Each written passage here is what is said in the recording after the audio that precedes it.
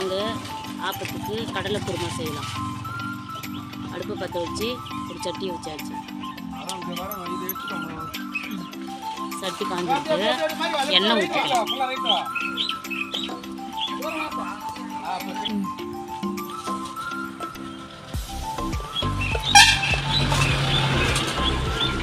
எண்ணெய் காஞ்சதும் கடுகு உளுத்தம் பருப்பு போட்டுக்கோங்க.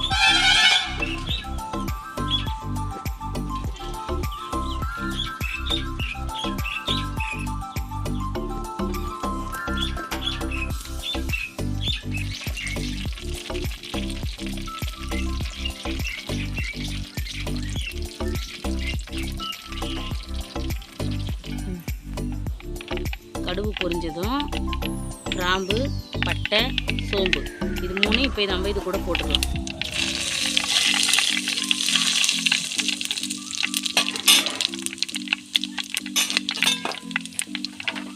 அடுத்து வெங்காயம், பச்சை மிளகாய் போட்டுக்கலாம். இந்த மண் சட்டியில் குழம்பு வச்சா நல்லாயிருக்கும். 2 நாள் ஆனாலும் கெட்டு போகாத இருக்கும். அது ஒரு தனி விதமான ஒரு டேஸ்ட்டு கொடுக்கும். கிராமத்துலலாம் இந்த மண் சட்டியில் தான் குழம்பு, மீன் குழம்பு, கருவாட்டு குழம்பு, காரக்குழம்பு இதெல்லாம் வந்து இந்த மண் சட்டியில் தான் வைப்பாங்க. 2-3 நாள் ஆனாலும் கெடாமல் இருக்கும். நல்லாயிருக்கும், வாசனையாகவும் இருக்கும். நீங்கள் ட்ரை பண்ணி பாருங்கள். நான் வந்து இந்த சட்டி வந்து மலைநூரில் வாங்கிட்டு வந்தோம். இது 80 ரூபா கொடுத்து வாங்கிட்டு வந்தோம். ஆனால் நல்ல பெரிய சட்டி. நாங்கள் வந்து எங்கள் ஃபேமிலியில் ஒரு 6 பேர். நாங்கள் 6 பேருக்கு சமைக்கிற அளவுக்கு இதை நான் பார்த்து வாங்கிட்டு வந்தோம். இதை விட சின்னதாகவும் இருக்குது. வேணும்னா நீங்கள் இதை விட சின்னதாக கூட பார்த்து வாங்கிக்கலாம். உங்கள் ஃபேமிலிக்கு தகுந்த மாதிரி நீங்கள் பார்த்து வாங்கி வைக்கலாம். இது வதங்கட்டும் கொஞ்சம் நேரம்.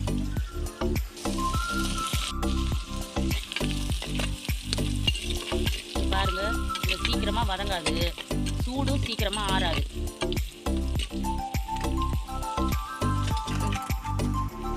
ஊர் பக்கம் இந்த வெறுதாங்க நாங்கள் வைப்போம். பனைமரத்துக்கு மட்டை, கொழுப்பு இதெல்லாம் வச்சு தான் நாங்கள் எரி வைப்போம். நாங்கள் வந்து இந்த கிராமத்தில் இருக்கிறதுனால எங்களுக்கு இந்த பனைமட்டை, எங்கள் தொழிலே இந்த பனைமரத்து வேலை செய்கிறது தான். அதனால் நாங்கள் நார், ஓலை, மட்டை இது எல்லாமே நாங்கள் பயன்படுத்துவோம்.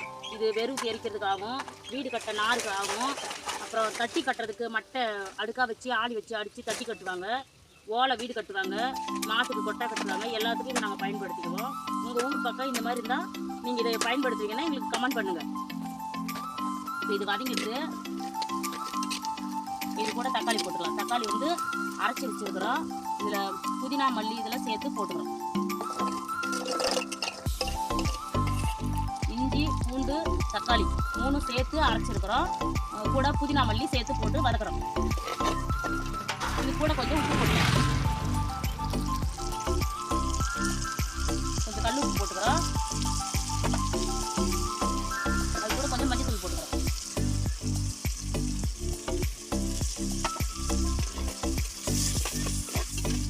நல்லா வதங்கணும்.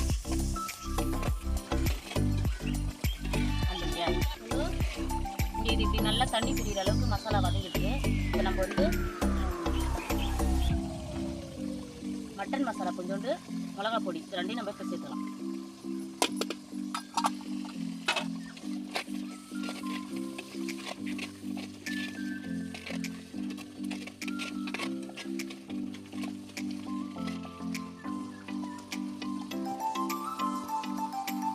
வேக வச்சு வச்சுருக்கிற வெள்ளைக்கல்லை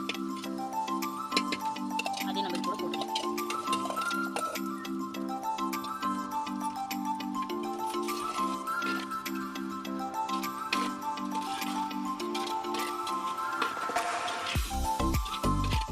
கடலை இதில் போட்டுட்டோம். அப்புறம் கொஞ்சம் கடலை எடுத்து மிக்சியில் போட்டு 1 பாதிமாக கொஞ்சமாக அரைச்சி வச்சுருக்கோம். அதையும் நம்ம கூட சேர்த்துக்கலாம். இது சேர்க்கும்போது கொஞ்சம் திக்காக இருக்கும் கிரேவி, டேஸ்ட்டு நல்லாயிருக்கும். நீங்களும் செய்யும்போது இதை செஞ்சு பாருங்கள்.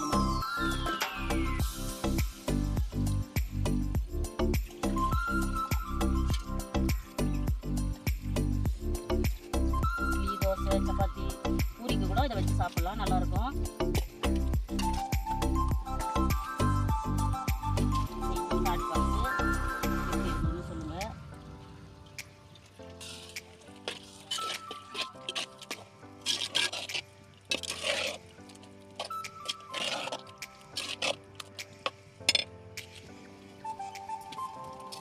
இப்படி சட்டியில் செய்யும்போது அடிக்கடி கிளறி விடுங்க. ஏன்னா சட்டியில் போது அடி பிடிக்கும். அதனால் நம்ம இதை பார்த்து கிளறி விட்டுனே இருக்கணும். இப்போ இது எல்லாத்தையும் ஒன்றா கிளறியாச்சு. இதில் வந்து நம்ம தேவையான அளவுக்கு தண்ணி ஊற்றிக்கலாம். தண்ணி ஊற்றிட்டு அப்புறம் உப்பு பார்த்தோம்னா தேவையான அளவு உப்பு போட்டுக்கலாம். உப்பு வந்து கடலை அவிக்கும் போதே கொஞ்சம் உப்பு போட்டு தான் அவிச்சிருக்கிறோம். நீங்கள் குழம்புக்கு ரெடி பண்ணும்போது உப்பு வந்து சரியாக இருக்கான்னு பார்த்துக்கணும், அப்புறம் போட்டுக்கணும். நம்ம வச்ச குருமா வந்து இப்போ நல்லா கொதிச்சிருக்கு. இப்போ வந்து தேங்காய் அரைச்சி வச்சுருக்குறோம். அதை ஊற்றி ஒரு 5 நிமிஷம் கழித்து இறக்கிட்டு அப்படியே ஆப்பம் ஊற்றிக்கலாம்.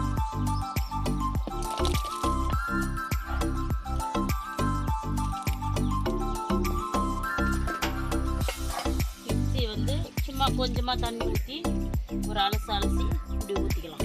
தேங்காய் ஊற்றினா அது ஒரு தனி டேஸ்ட்டு. இந்த குருமா, சால்னா, கிரேவி இதெல்லாம் பண்ணும்போது தேங்காய் ஊற்றுனீங்கன்னா நல்லாயிருக்கும். சில பேருக்கு பிடிக்காது, பிடிச்சவங்க சேர்த்துக்குங்க, பிடிக்காதவங்க விட்டுருங்க. குருமா, சால்னாலான்னா தேங்காய் ஊற்றினா அது ஒரு தனி டேஸ்ட்டு. இதை அப்படியே மூடி மேலே லைட்டாக பபுள்ஸ் வந்ததும் நம்ம இறக்கி வச்சிடலாம். தேங்காய் ஊற்றி ரொம்ப நேரம் கொதிக்கக்கூடாது.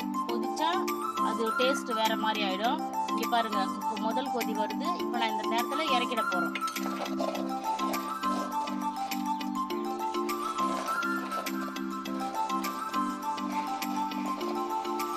நல்லா இப்படி கலக்கி விட்டு